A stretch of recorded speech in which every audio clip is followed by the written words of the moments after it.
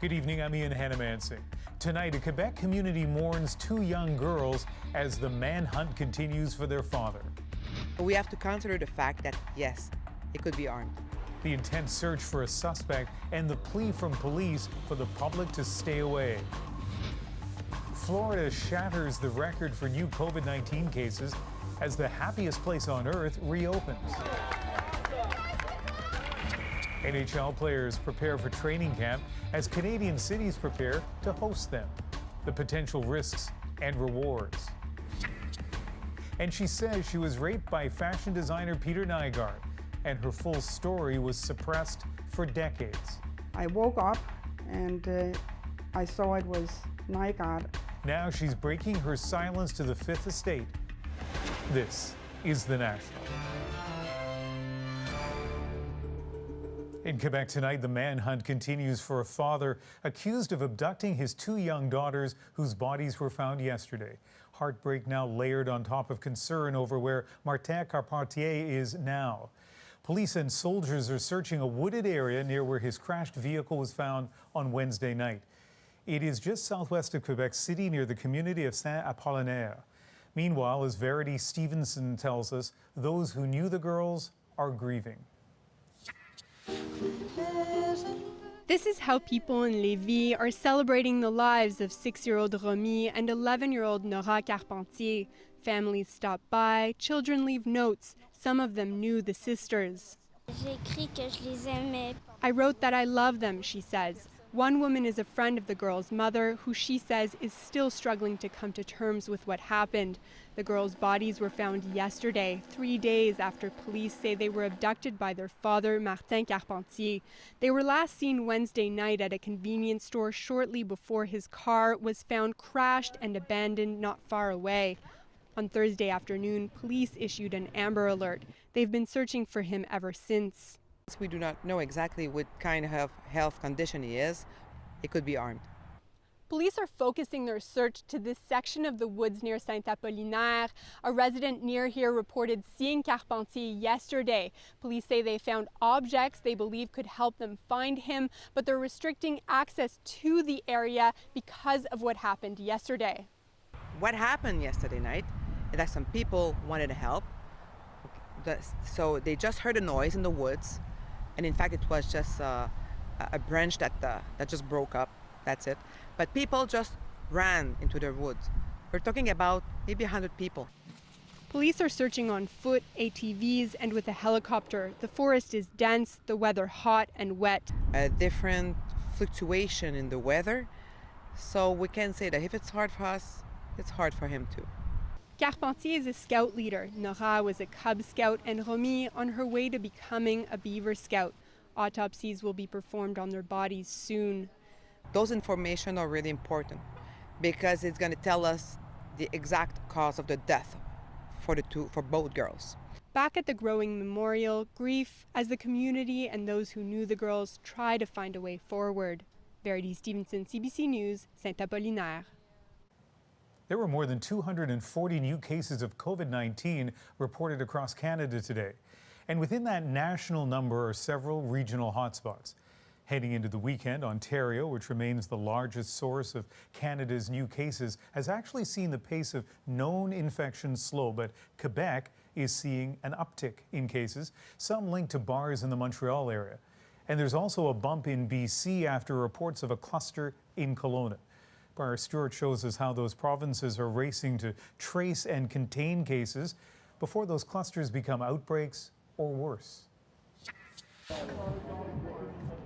Even during a global pandemic, Montreal has a vibrant nightlife, but health officials are urging anyone who has been to a bar since July 1st to get tested. I think it's a good idea, says this woman, after public health identified at least 8 cases connected to 5 different bars, and there are worries the spread could be much wider. For example, in the ones we've investigated, they use Ubers to get between bars, so there are Uber drivers that get exposed. They live in apartment buildings or in places where there are other people who are in close contact. Montreal Public Health says there's been an increase in demand for testing. They're now asking bars to collect the names of all of their patrons to help with contact tracing, but that is voluntary. In Kelowna, BC, public health has taken a different approach.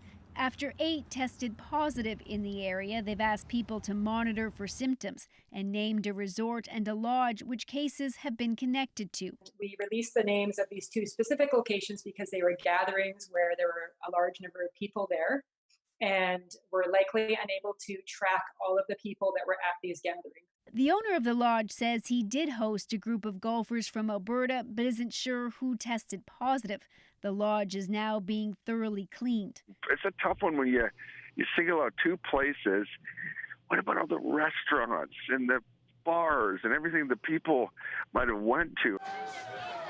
Infectious disease experts say health authorities have to try and balance privacy with public health. It would be good to continue with either targeted testing if there's any reason to think that there's a risk, or ongoing sort of sentinel surveillance so that we can be ready to react quickly. As more people start to socialize, those new cases will come, and tracking them will be the first line of defense. Briar Stewart, CBC News, Vancouver. Tomorrow, Ontario is expected to announce its move to what's called Stage 3, which will involve reopening most businesses and gradually lifting restrictions. This after a gathering on Lake Erie became an example of how at least some people are balancing recreation with risk. The annual Potahawk Boat Party has sometimes attracted 10,000 people, including some people from the United States. Well, today it happened again despite COVID concerns, and Talia Ricci was there. The so-called Potahawk Piss-Up earns its name from the massive crowds day drinking and dancing. Potahawk's always a great time. We come out with our buddies every year. And this year, the boat party on Lake Erie went ahead despite COVID-19, but it did look a little different. Partygoers said they were being more careful. We're keeping it under 10, so we're okay with our crew. Others opted to go it alone to make distancing easier. You can stay away from each other and everybody else. This is the first time I'm not going to take part in any partying. It's more of a viewing trip, just because of COVID. Police say there were 700 boats and attendance was down from last year, but the marina was prepared. Well, right off the bat, I'm sure all our customers that have been here in the past will notice we have a lot more staff. OPP will be out today making sure that everyone's boats are anchored 2 meters apart and that everyone's staying within their 10-person social bubble on the boat. They're also going to be reminding people not to pick up strangers, which has been an issue in the past as well. As you head out into the water, you can be prepared to be stopped by the OPP. Constable Ed Sanchuk says officers often deal with incidents involving alcohol at the boat party. And it also attracts crowds from across the border, which remains closed to non-essential travel. This is something that the police cannot cancel. What we need people to do is they need people to police themselves. The main concern from health experts was that physical distancing guidelines would be ignored. Obviously, the outdoor environments are lower risk than indoor environments, but that doesn't mean there's 0% risk. Yeah, it's a little bit of a concern to see if it spreads in this little town. This father and son went on a fishing trip away from the action and the risk of infection. Well, it's good to get outside, out of the house, keep everybody from going insane. The hope is that this weekend's fun doesn't lead to more cases. Talia Ricci, CBC News, Turkey Point, Ontario. South of the border, COVID-19 cases continue to surge. Florida leading the way tonight, shattering the record for new cases. Today, the state announced more than 15,000 new positive test results. And Florida set another grim record this week with an average of 73 deaths a day. That's compared to 30 per day just 3 weeks ago. Still, as Katie Simpson shows us, none of that has stopped one of the state's signature tourist attractions from reopening this weekend. Walt Disney World is trying to pitch itself not only as the happiest place on earth, but one of the safest. Trying to win over anxious customers, Disney released this video showing cheerful employees wearing masks, guests keeping their distance, and getting temperature checks. As long as everyone's being safe and following the rules, I think that there's no reason to really worry about it so much. Despite the surge of COVID cases in Florida, a state where hospital systems are being strained with more than 80% of ICU beds being used right now, the theme park's reopening is being endorsed by the CEO of the state's largest hospital chain. I wouldn't hesitate to go to Disney as a healthcare CEO based upon the fact that they're working extremely hard to keep people safe. The Trump administration wants states, even with hotspots, to stay open and is encouraging more physical distancing. Everybody, if you're out in public, we have to have about 95% mask wearing or face coverings. The president finally took the advice of his own coronavirus task force and wore a mask in public last night. But tensions on that task force are emerging. I respect Dr. Fauci a lot, but Dr. Fauci is not 100% right. The White House is trying to discredit Dr. Anthony Fauci, the country's top infectious disease expert, giving reporters a list of comments he's made in the past about COVID that have turned out not to be true. Fauci has apparently upset Trump with his criticism of the U.S. response to the pandemic. I think it's important to tell you and the American public that I'm very concerned because it could get very bad. The president has a history of discrediting his perceived critics in the hopes of swaying public opinion. He's done it with the media, political opponents, and is now targeting a key member of his coronavirus task force. Katie Simpson, CBC News, Washington.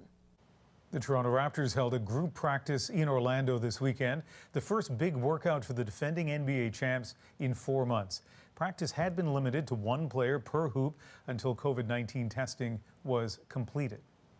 NHL players will begin training camp tomorrow with games resuming in August. The league confirmed Friday what had been widely reported for days, that those games will all be played in Toronto and Edmonton, where, as Rafi Boudjikanian tells us, there is both excitement and concern.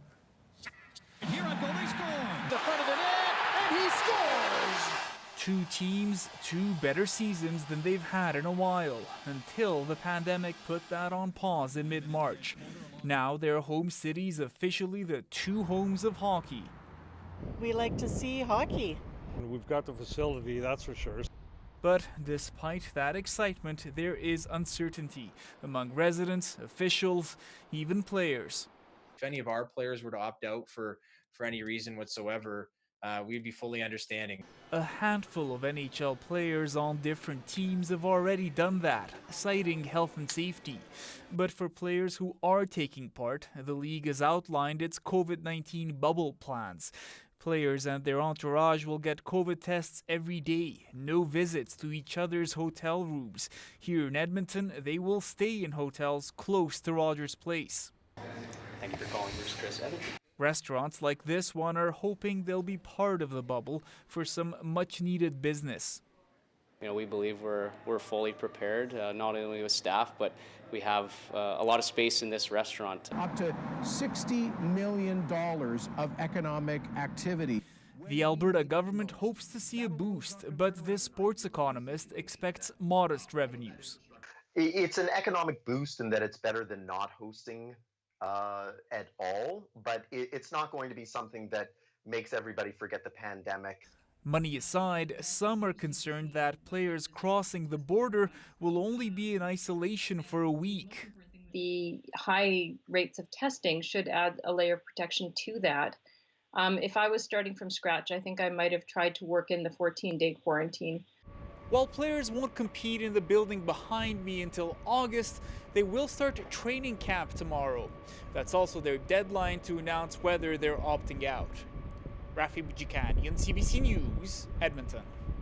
The opposition is demanding the Prime Minister testify under oath before the House of Commons Finance Committee as it looks into the contract given to the We charity organization, which had previously paid fees to several Trudeau family members.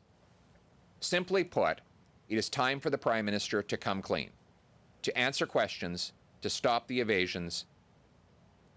The Conservatives say they will also add Finance Minister Bill Morneau to the witness list. Morneau also has family ties to the group, but didn't step away from cabinet discussions about the contract. Last week, as reported by the Toronto Star, We laid off 450 contract employees hired to administer the now cancelled contract. Well, here's something you don't expect to see in the summer. Slush. Red Deer, Alberta getting hit with the slop thanks to heavy storms delivering hail, heavy rain, and strong winds. And here's what they got in Innisfail, making driving feel more like January than July. And a twister was spotted near Nanton, Alberta.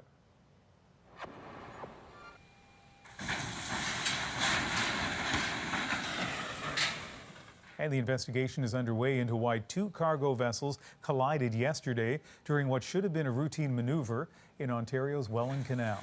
There were no injuries or fuel spills. And in San Diego, an explosion and a fire aboard a U.S. naval ship has left 21 people with minor injuries. The cause not yet known. The warship was in port for routine maintenance. There were 160 sailors and officers on board. The ship carries helicopters, amphibious vehicles, and troops. 6 months after Iran shot down a passenger jet as it departed from Tehran, the country's investigators there have disclosed what they say went wrong, including human error. But many here are skeptical. 176 people were killed, including 85 Canadian citizens and permanent residents. Austin Grabish spoke to a man who leads a group of grieving loved ones. Through tears, Kurish Dushanash is fighting for justice for his late fiancée. She was a beautiful, smart, very accomplished scientist. That is where my research comes in. Dr. Farouk Hadam was on Ukrainian Airlines Flight 752 when it was shot out of the sky in January. The award-winning scientist was one of 6 from Canada chosen to attend a Nobel laureate meeting and had planned to get married this summer. She was love of my life. I never imagined at this stage of my life I'm going to find someone so beautiful and so loving. And then to be snatched is brutally. Dushanash simply doesn't believe a new report from Iran's civil aviation organization. It blames the catastrophic tragedy on a misaligned missile battery and communication between soldiers and their commanders. This is continuation of the lies and deceit they have been doing. And we don't believe to anything what they say because they are not credible.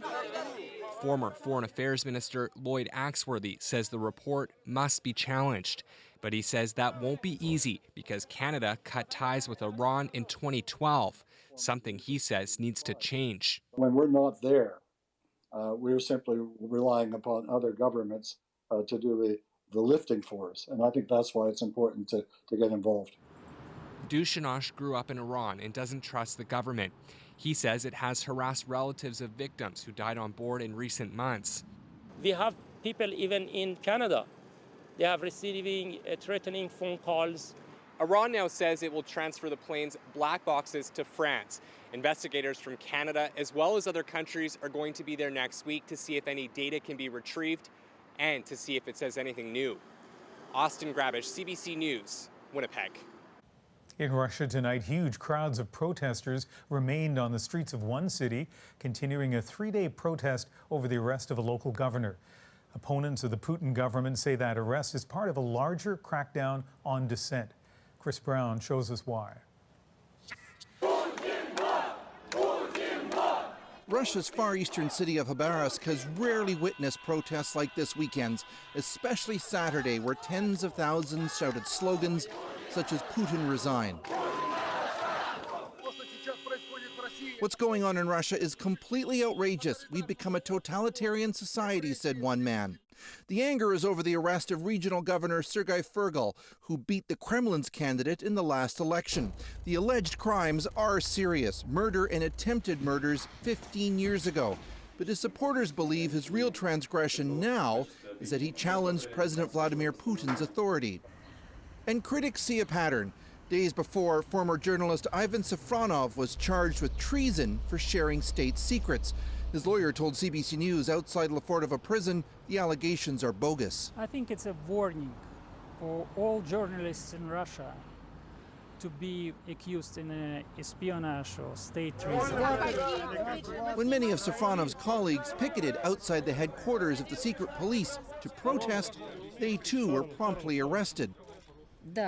This all comes shortly after the Kremlin pushed through a new Russian constitution, cementing Putin's role as president, practically for as long as he wants. Generals from the FSB. Moscow author Andrei Soldatov has written extensively about Russia's security services. The goal is quite obvious, that he wants to keep everybody off balance and constantly thinking what can happen next. Security services have often intimidated journalists publicly, like when they stormed the offices of independent TV Rain as the station was broadcasting live, recalls host Denis Kataev. With every month, with every year, we will have more and more incidents like this of what he fears is growing authoritarianism in Russia. Chris Brown, CBC News, Vancouver. A former employee of Canadian fashion designer Peter Nygaard is sharing her story tonight.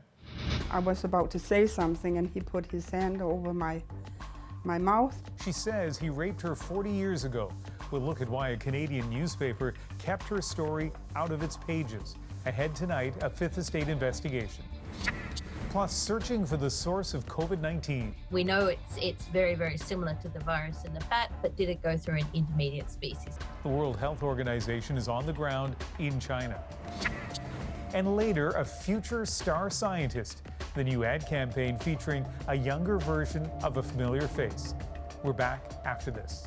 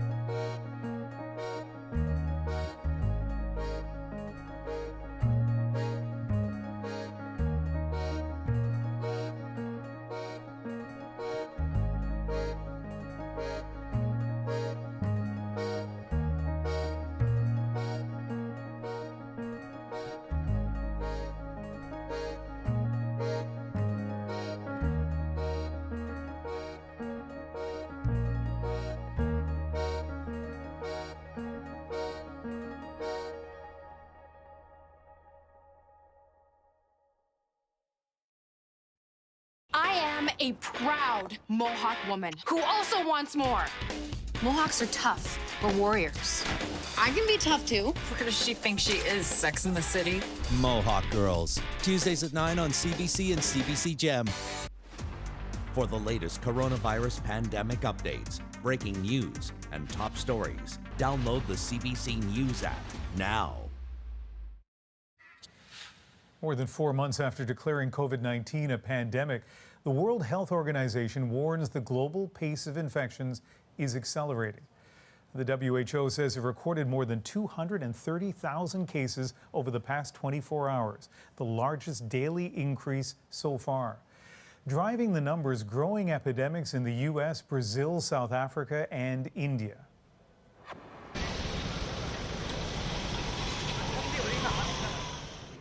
India is responding by reimposing strict lockdowns in several states, with normally bustling streets from Chennai to Bangalore nearly deserted.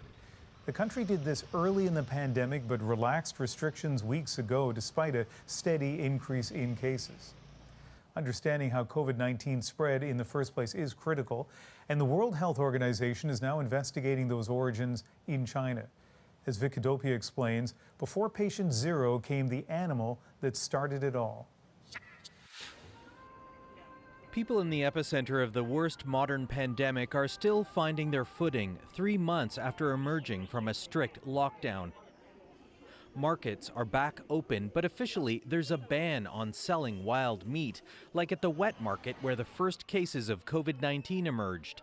A WHO team will now investigate how the virus jumped from animal to human. We know it's very, very similar to the virus in the bat, but did it go through an intermediate species? So this is a question we all need answered. Bats have passed around coronaviruses for thousands of years. Because they're mammals, humans are susceptible to the pathogens they incubate. But it's still not confirmed which bat species it originated with and where, though that may be of questionable value to epidemiologists. I am not sure that pointing to the exact geographic location is very helpful unless we have a clear idea of some particular animal mankind interaction. That may be difficult to prove. It took a team from Wuhan's Virology Institute a decade to nail down the exact population of horseshoe bat that carried the SARS virus. But it's not clear how it was passed on to humans and other animals 1,000 kilometers away.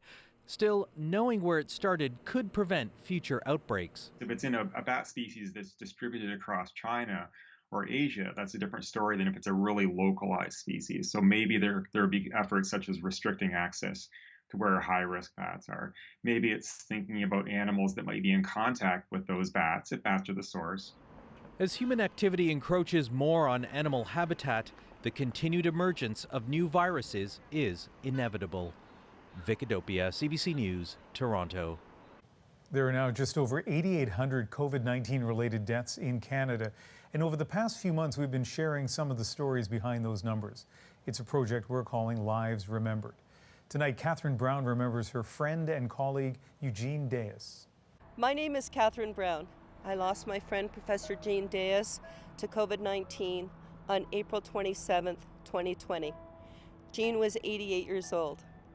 Gene was many things to many people: a husband, a proud father and grandfather, and a great lover of schnauzers.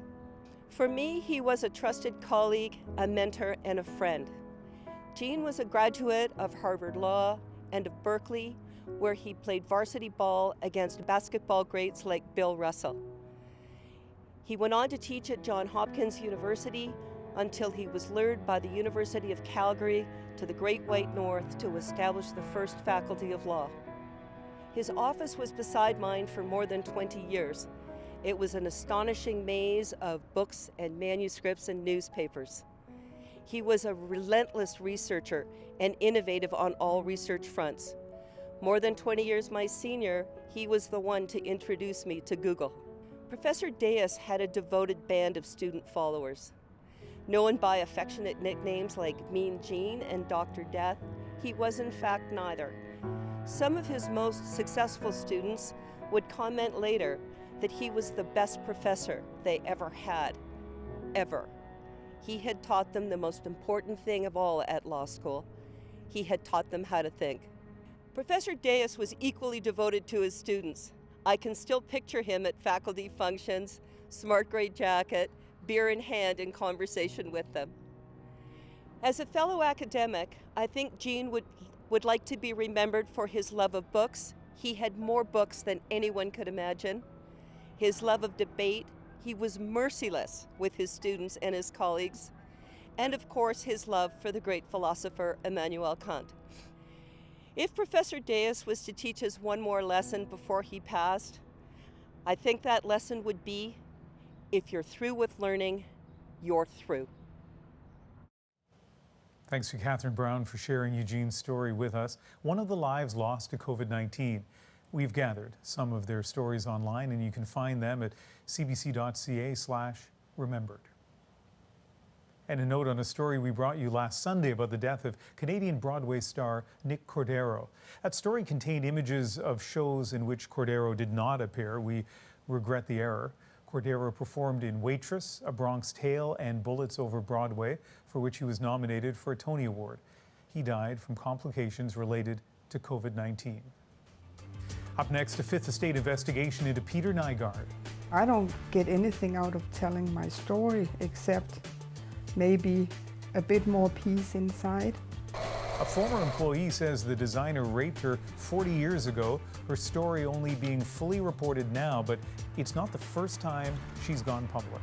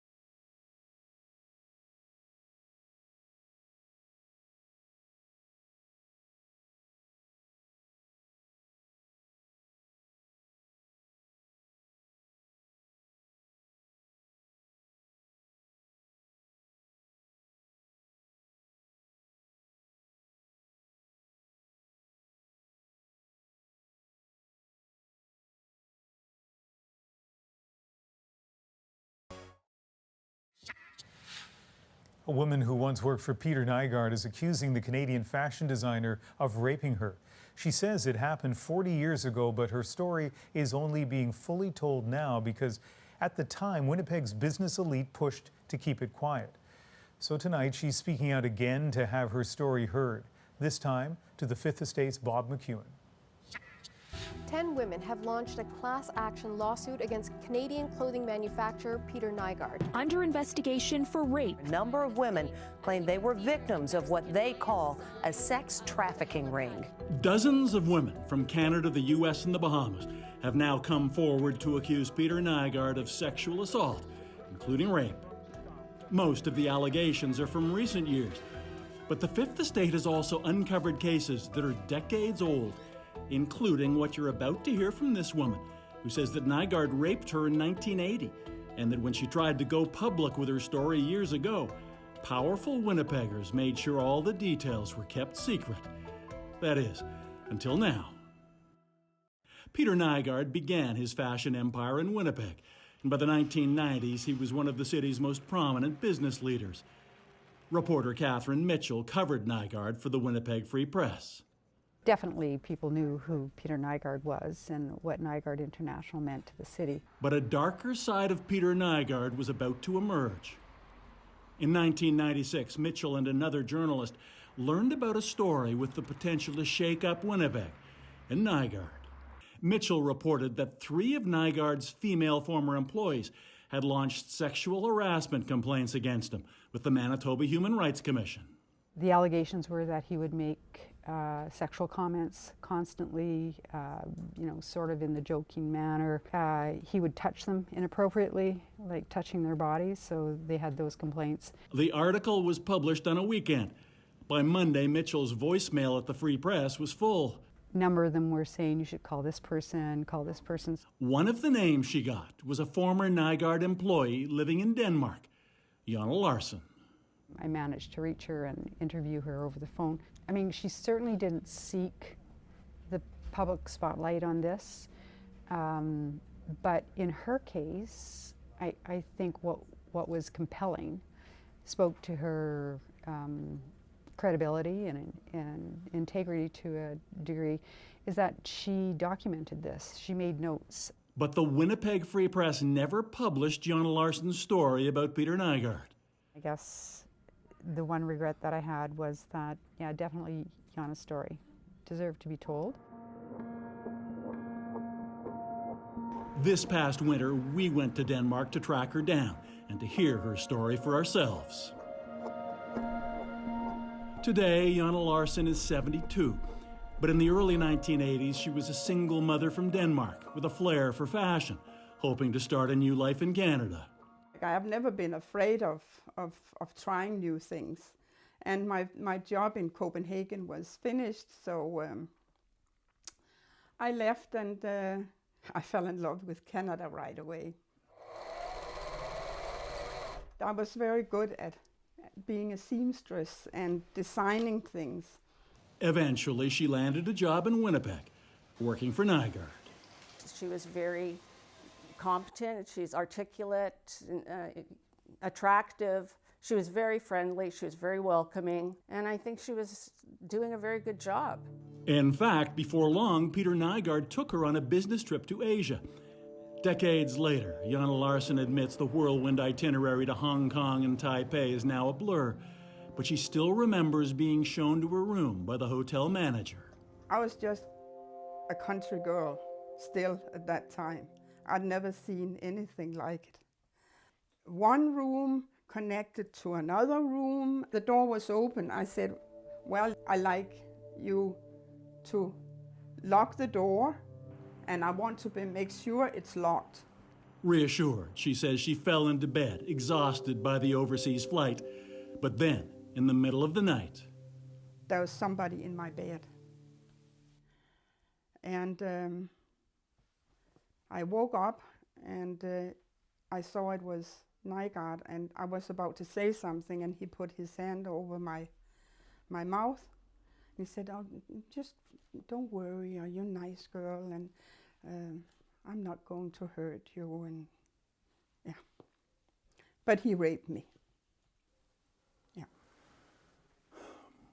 After he left, I got up and I sat in a chair and I cried, and I remember when I sat there and sitting in the chair crying that everything was just a bit a mess.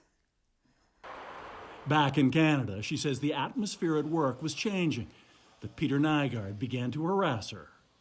Nygard had been on my back for quite a while, yelling and screaming, I think because I started to develop a lot of resentment. I thought he was a jerk. Finally, in the summer of 1981, Jana Larsson says she was forced out of her job with Peter Nygard's company. She phoned me and she was very upset. Jana had confided in her friend and fellow employee Dale Dreffs about what took place in Asia. She was in a foreign country. Who was going to believe her? She's a single mom. She needed her job. And she had just kept it to herself until this happened, and then she was very angry. Distraught, she eventually threatened to go to the press and the police. Nygard got wind of it, and she was offered a cash settlement and a letter of recommendation. For 15 years, Jana says she didn't talk much about what had happened to her. Then she decided to tell it all to the Winnipeg Free Press. Catherine Mitchell did the interview. The question is, why didn't it appear in print? The newspaper's publisher at the time was Rudy Redekop, who says he got pressure from top business leaders in Winnipeg, people he calls Nygard's compatriots and Winnipeg kingpins. He says he worried the reporting might be sensationalist. What's more, Peter Nygard threatened a lawsuit. Catherine Mitchell says she and the majority of the newsroom disagreed, but their boss killed the coverage anyway. It was made clear that we weren't going to continue with the story. Today, former publisher Rudy Redekop says that was a different time, and he now admits that maybe we should have proceeded with the Nygard story. Recently, Peter Nygard's lawyer sent us a statement saying Mr. Nygard was not involved in any attempt to stop the publication of a story about unreliable, false, and malicious allegations. Unable to find another job in Winnipeg, in 1982, Jana Larsson and her daughter Zitta returned to Denmark. Jana eventually married, is a grandmother, and lives a quiet life in a town on the shores of a northern fjord. And now, almost 40 years later, Jana's full story is finally being heard. It still affects me. Is that in part why you're telling this story? Yes, it is. Like, I don't get anything out of telling my story except maybe a bit more peace inside. It's good having my daughter here as well. I never think that I really told her the details. It's unpleasant, but yet I feel good about her knowing it. I ask myself for some peace and breathing space after all those years. When we come back, keeping an eye on a different kind of heat wave. It has become clearer and clearer that measuring this warming ocean is more and more important. What those rising water temperatures could mean for marine life.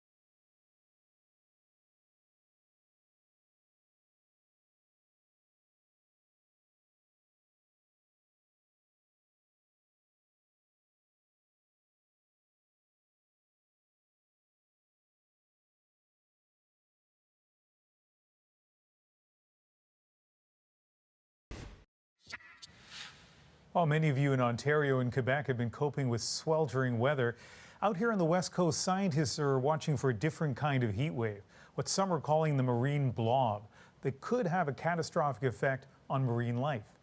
Last fall, I went down to Washington State to see how scientists and the seafood industry are watching the warming waters of the Pacific. Taylor Shellfish describes itself as the largest producer of farmed oysters and clams in the United States. So these are diploid Pacific oysters. But it all starts small, microscopically small. A kilogram of this stuff is actually more than 100 million oyster larvae, sifted, sorted, washed in seawater. So honestly, they don't look that impressive when they're in those big buckets, but through a microscope you can tell how, well, first of all, that they're alive, that they're active, and they're ready for the next stage. But 10 years ago, these larvae were dying off and no one could figure out why. This is how they're supposed to look after 3 months. But up and down the coast, something in the water was killing the oysters before they could develop their shells. It's different colors are different species of plankton that we grow to feed them. As we walk by tanks of algae, food for the shellfish, Bill Dewey says it took industry, the state and federal governments, and universities to figure out what was wrong. Acidification of the ocean, the result of increased carbon dioxide being absorbed into the water. These are some baby gooey duck clams. Dewey says in Washington State, there was no debate about the problem or the cause. We need everybody's help to reduce our dependence on fossil fuels and get at the CO2 pollution problem, because that's what's changing the chemistry of the ocean and affecting our ability to grow our baby oysters. Acidification is one of the problems in the waters here off Washington State, and we're heading out to look at one of the buoys that they use to measure that. But it's also monitoring water temperature. And right now, Washington State, or at least the waters here off Washington State, are having their second marine heat wave in 5 years. A network of solar-powered buoys deployed by the University of Washington reaches deep into the water, sending data 24 hours a day, 7 days a week for 15 years. We are in the Salish Sea, which is a large inland water body that goes from Canada to the state of Washington. Professor Jan Newton says in July, the buoys along the coast recorded seawater temperatures as high as 4 degrees Celsius above average. The data available online. When you see red, that means warmer. And what you can see is the full water column was warmer than the long-term average. So that's telling us the presence of the marine heat wave is here in Puget Sound. What's the implication of that? So the implication is a bit unknown at this point. But what is known, say scientists, is the impact of that marine heat wave a few years ago. A decline in salmon stocks, a surge in the number of dead birds, and stresses on mammals like sea lions searching further for food. In science, we talk about multiple stressors, and I think in everybody's life they know that, right? You know, you're stressed about your budget, you're stressed about your job, you're stressed about your kids or whatever. And when you have multiple forms of stress, that's when you start to perform less. And the warming waters extend far beyond Puget Sound. So the upper 700 meters here, 700 to 2,000 meters. And Greg Johnson is an oceanographer with NOAA, the National Oceanic and Atmospheric Administration. Not only does he know how much more heat the oceans are absorbing, he knows how to describe it. The ocean is warming at an average rate of about 10 zettajoules a year, which is 330 terawatts. Again, a terawatt is something with 12 zeros after it. Take my word for it, it's a huge number. This is equivalent to the energy of 5 Hiroshima bombs a second exploding continuously from 1993 through the present. Think about that for a moment. Johnson says that almost unfathomable amount of heat trapped by greenhouse gases has been absorbed by the oceans for more than 25 years, extending deep below the surface. Yeah, so these are Argo profiling floats. The hard evidence of ocean warming is coming from these. There's a network of more than 3,700 in oceans around the world, sending readings every 10 days to scientists. Data that's critical to understanding the impact of global warming on our oceans. And, says Johnson, also a little disheartening. Over time, since the 90s, it has become clearer and clearer that measuring this warming ocean is more and more important. You know, initially I was kind of excited because my science is getting more relevant as time goes on. Now it's kind of depressing, actually. It's a hard thing to study. We do need to take action. In the meantime, there's some short-term fixes. Now that shellfish farmers know acidification prevented the oyster larvae from forming shells, they monitor the pH levels in the water coming into the hatchery and keep the acid levels down. This is where the science happens in here. Yeah. In here is the percolator, named after the professor who developed it. It continuously monitors carbon dioxide in the water. But Dewey says the scientist who helped him also had a warning. Acidification will rise. Even if you can convince the world to stop burning fossil fuels today, this problem is going to get worse for you for the next 30 to 50 years because of what's already absorbed in the Pacific Ocean and in the pipeline coming your way. It's a scenario Newton knows well, but she worries the message isn't being heard. I woke up this morning and I heard on the news, and it was like all about the stock reports and the economics, and I'm just wishing that people were thinking, oh, the temperature anomaly in Puget Sound is 2 degrees Celsius, and the temperature anomaly in Nanaimo is whatever it is. You know, I wish there was a higher awareness of that. And that does seem to be a source of hope among the people we talk to here, that the cold, hard data may lead to a greater awareness of warming waters. Up next, bringing some star power to Vancouver's science world, how a childhood photo of Dr. Bonnie Henry ended up on a new ad campaign.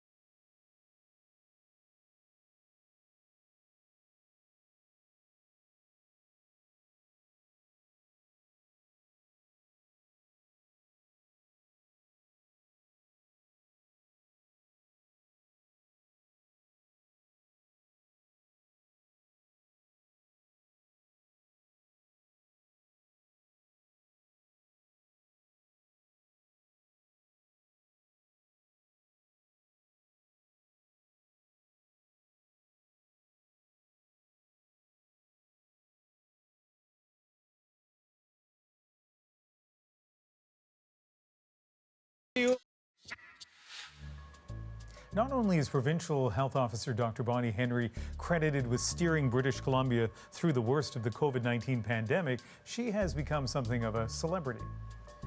And for her latest impressive feat, she's even mastered time travel, in a manner of speaking. Dr. Henry's most recent star turn is our moment. The face of youthful determination. This photo of Dr. Bonnie Henry, taken back in grade school, now anchors a fundraising campaign for BC's Science World under the rallying cry, "The world needs more nerds." After closing in mid-March, Science World lost 85% of its revenue and was forced to cut staff, with others taking pay cuts. Things look bleak, but then inspiration. Enlisting the help of the woman who's become a national symbol of calm, capable leadership. Dr. Henry has already inspired murals, memes, even a fancy pair of shoes. All of this for being a highly effective, unapologetic supporter of science. Nerd, in their words, not ours. And in what sounds like an unintended pun, the campaign has gone viral. It says something, I think, about how the COVID story has progressed in this province, really in this country. I don't know that medical health officers would be used in advertising campaigns in every country. Also, she had a great elementary school pic. No one wants to see any of my pics from grade 4 or 5. Anyway, that is the National for July the 12th. Good night.